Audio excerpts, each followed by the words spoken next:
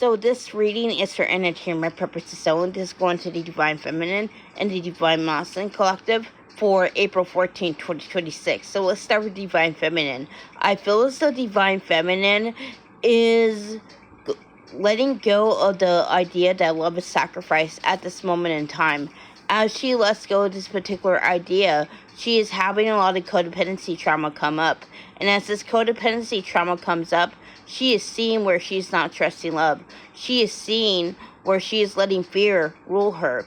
So as the Divine Feminine lets go of the attachment to the fear-based thinking that no longer serves her, the Divine Feminine is expanding in consciousness. As she expands in consciousness, the Divine Feminine is seeing a lot of patterns that she previously did not. And I feel as though as the Divine Feminine goes within, she is gaining a lot of realizations about where she's holding herself back in order to be liked, in order to be accepted. As the Divine Feminine lets go that people-pleasing trauma, she is having a lot of anger and sadness come up. She is still going through solar plexus chakra activations at this moment in time, and this is causing her to really let go of a lot of fears, especially the fear of not being enough. She is really effectively rewriting that, and as she ends up letting go of the attachment to the old timeline, the Divine Feminine is getting ready to quantum leap again.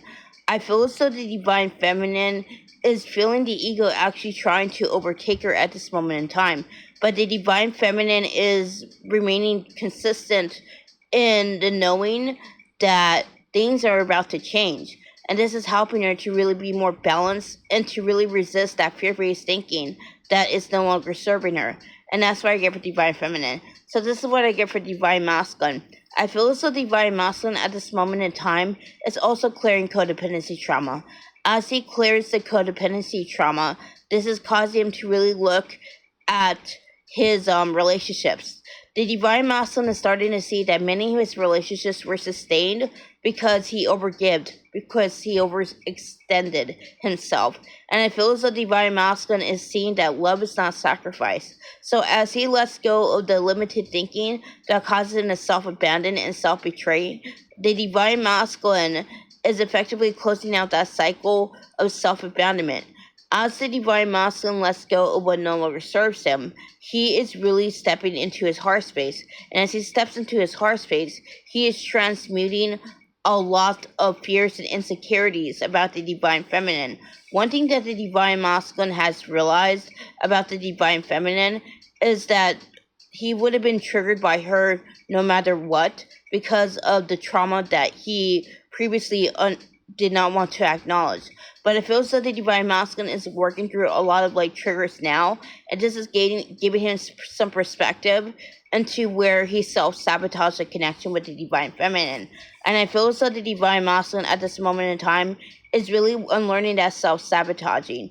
As he expands in consciousness, the Divine Masculine is letting go of that fear-based thinking that tells him that he's not enough, that he's not going to be chosen, that he is not going to be seen and heard.